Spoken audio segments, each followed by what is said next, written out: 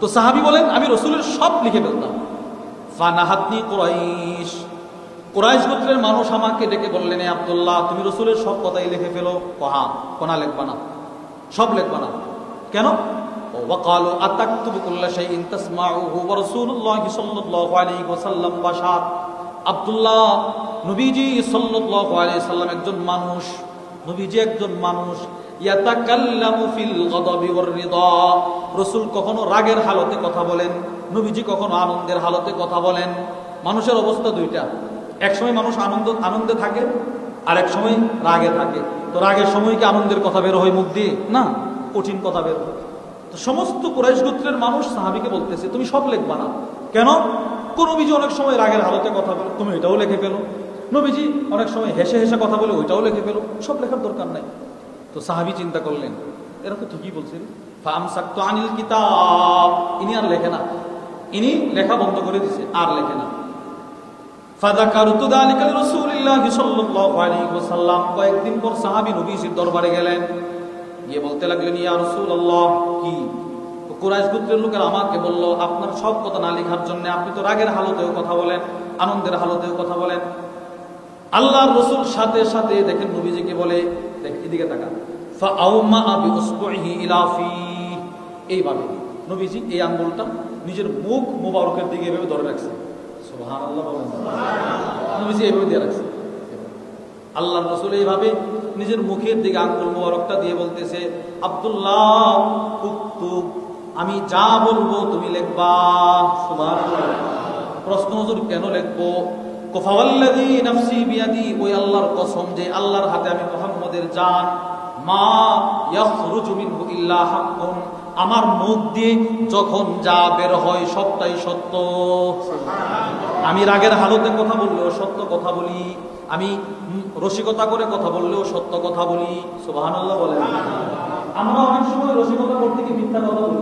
হুজুর সাল্লাল্লাহু আলাইহি ওয়াসাল্লাম বলেন, কেউ যদি মানুষকে হাসানোর জন্য মিথ্যা কথা বলে, তো ওই মিথ্যা কথাটাই তাকে জাহান্নামে নিয়ে যাওয়ার জন্য যথেষ্ট। রাসূল বলে না, আমি রাগের হালতেও সত্য কথা বলি, আমি যখন আনন্দের হালতে থাকি তখনও কি কথা বলি। কিছু দৃষ্টান্ত শোনেন। আমাদের নবীজি যে রাগের রসিকতা করেও সত্য কথা বলতেন, কিছু দৃষ্টান্ত শোনেন।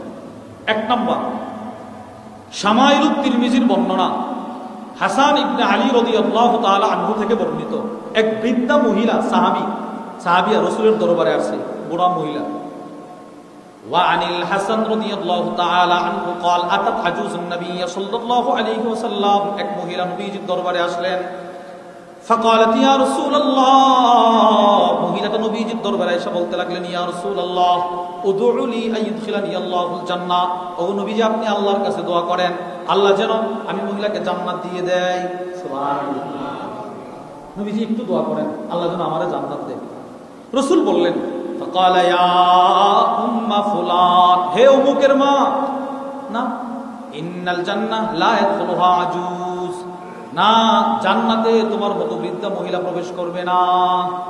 মহিলাটা কান্না শুরু করে দিল। ফাওয়াল্লাতিল আজুজ ওয়া তাবকি, মহিলাটা কাঁদতে কাঁদতে চলে যায়। ফাকালান নবী সাল্লাল্লাহু আলাইহি ওয়াসাল্লাম আখবিরুহা, নবীজি ডাক দিয়া সাহাবাদেরকে বললেন, এই সাহাবারা, সে হয়তো আমার কথা বুঝে নাই, তারে তোমরা সুসংবাদ দিয়ে দাও, আন্নাহা লা তাদখুলুহা ওয়া হিয়া আজুজ, মহিলা বৃদ্ধ, এই বৃদ্ধ অবস্থায় সে জান্নাতে প্রবেশ করবে না। সে যখন জান্নাতে যাবে আল্লাহ পাক তাকে চিরকুমারী বানায়া জান্নাত দিয়ে দিবে। আমি বলছি বৃদ্ধা অবস্থায় জান্নাতে যাবে না, সে যাবে না এটা আমি বলি নাই। কেন? আল্লাহই তো বলছে, ইন্না আনশানাহুন্না ইনশাআ ফাজআলনাহুন্না আবকারা। রব্বুল আলামিন বলেন, পৃথিবীর প্রত্যেকটা মুমিনা নারীকে আমি আল্লাহ রূপবতী যৌবন দিয়ে তাকে যুবতী বানায়া আমার জান্নাতে দিয়ে দিব, যেটা কখনো শেষ হবে না। তো বলেন নবীজি কি মিথ্যা বলছে না সত্য বলছে? সত্য। রসিকতা করে রাসূল সত্য বলছেন। দুই নম্বর দৃষ্টান্ত, ইমাম শামসুদ্দিন যাহাবী রাহিমাহুল্লাহ তার বিখ্যাত কিতাব সিয়ারু আ'লামিন নুবালার মধ্যে নিয়ে এসেছেন, হুজুর সাল্লাল্লাহু আলাইহি ওয়াসাল্লামের একজন খাদিম ছিলেন, নাম সাফিনা। বলেন কি নাম? বলেন সাফিনা। সাফিনা শব্দের অর্থ হলো নৌকা, জাহাজ, স্টিমার, এই সব। আচ্ছা বলেন তো, এটা তো আরবি, আপনি কি আপনার ছেলের নাম নৌকা কখনো রাখবেন? বলেন আমরা রাখবো কখনো? জাহাজ রাখবেন কারো ছেলের নাম, তো আরবিতে তো এটা জাহাজ। তো ওনার নাম যে সাফিনা, এই সাফিনা যে নৌকা, ওনার নাম রাখা হয়েছে একজন তাবিঈ। তাবিঈ বলা হয় যারা সাহাবাদেরকে দেখেছেন, নবীরে দেখে নাই, এদেরকে বলা হয় তাবিঈ। তো তাবিঈ একজন নাম সাঈদ ইবনে জুমহান, তিনি ওই সাফিনাকে প্রশ্ন করলেন, সাআলতু আন ইসমিহি, আমি সাফিনাকে প্রশ্ন করলাম তার নাম সম্পর্কে। এই সাফিনা, সাফিনা তো কোনো মানুষের নাম হতে পারে না, তোমার নাম সাফিনা কেমনে হলো? টিম্পু কোনো মানুষের নাম হতে পারে? বলেন না। সিএনজি কোনো মানুষের নাম হতে পারে?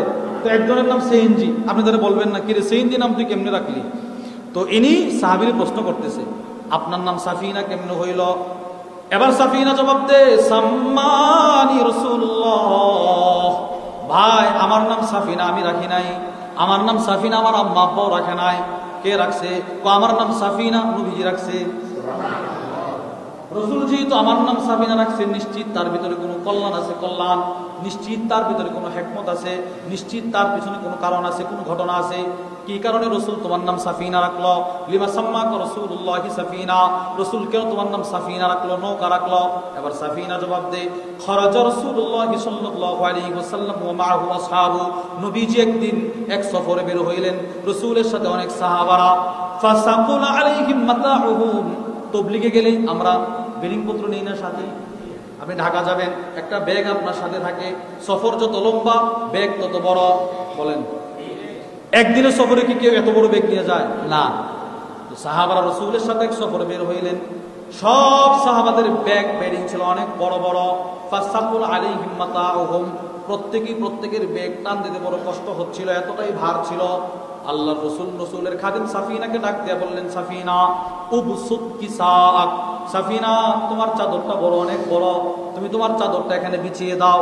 সাফিনা তার চাদরটা বিছিয়ে দিলেন। এবার রসুল বললেন, ও আমার সাহাবারা তোমাদের সব মালামাল তার চাদরের মধ্যে রেখে দাও, সব এখানে রেখে দাও। সব সাহাবারা রেখে দিয়েছেন, নবীজি বলছেন রাখছে। এবার আল্লাহর রসুল বললেন, সাফিনা তুমি চাদরটা বাঁধো। তিনি চাদরটা বাঁধলেন, সব সাহাবাদের মালামাল এই চাদরের ভিতরে। এবার নবীজি বললেন, ইহমিল ফাইন্নামা আনতা সাফিনা, সাফিনা সবগুলো মাল একসাথে তুমি বহন করো। আমি রসুল বলে দিলাম তুমি একটা জলজন্ত নৌকা, সুবহানাল্লাহ, তুমি একটা জাহাজ, তুমি একটা কি বলেন? জাহাজ। বলেন কি? জাহাজ। এবার সাফিনা জবাব শুনেন, রসুল তো বললেন রসিকতা করে, কিন্তু আল্লাহ তাআলা বলেন আমার দোস্ত রসিকতা করে বলছে আমি তার শরীরে জাহাজের শক্তি দিয়ে দিলাম। এবার সাফিনার বক্তব্যটা শুনবেন। সাফিনা বলে কি জানেন? রসুল বলার পরে আমি এটা আমার মাথায় নিছি, আল্লাহর কসম, ফালাউ হামালতু ইয়াওমাইযিন ফিকরা বাঈরিন আও বাঈরাইনি আও সালাসা আও আরবাআ আও খামসা আও সিত্তা আও সাবআ, আল্লাহর কসম একটা উট যেই পরিমাণ মাল বহন করতে পারে, সুবহানাল্লাহ বলেন, দুইটা উট যেই পরিমাণ মাল বহন করতে পারে, তিনটা উট যেই পরিমাণ মাল বহন করতে পারে, চারটি উট যেই পরিমাণ মাল বহন করতে পারে, পাঁচটি উট যেই পরিমাণ মাল বহন করতে পারে, না পাঁচটা না ছয়টি উট যেই পরিমাণ মাল বহন করতে পারে, না না ছয়টা না 60টি উট যেই পরিমাণ মাল বহন করতে পারে, ওই পরিমাণ মাল যদি আমার কাঁধে দেওয়া হতো, রসুল যে আমাকে বললেন সাফিনা, এই বরকতে আমার কাছে কোনো ভারী মনে হতো না। এবার একটা উট সর্বনিম্ন 200 কেজি মালামাল বহন করতে পারে, সুবহানাল্লাহ বলেন। 200 কেজি, কোন মানুষ 200 কেজি মানে 5 মণ। এবার বলেন কোন মানুষ কি 5 মণ একসাথে নিতে পারবে? সর্বনিম্ন 200 কেজি, সর্বোচ্চ 450 থেকে 500 কেজি। এবার 7টা উট যদি 200 কেজি করে মালামাল বহন করে, মোট কত কেজি? 1400 কেজি। এবার সাফিনা বলে 1400 কেজি মালামাল যদি ওই দিন আমার কাঁধে থাকতো, রসুল জামাকে সাফিনা বলছেন এই বরকতে আমার মা সাকুলা আলাইয়া, আমার কাছে কোনো ভারী মনে হতো না। এবার বলেন রসুল তো বলছেন রসিকতা করে, মিথ্যা বলছে না সত্য? বলেন সত্য। এই জন্য রসুল বলে, শোনো আব্দুল্লাহ, তুমি আমার হাদিস লিখতে কুরাইশরা তোমার নিষেধ করে, শোনো আমি রসিকতা করেও যেই কথা বলি, রাগের হালতেও যেই কথা বলি, সবগুলো কথাই সত্য বলি।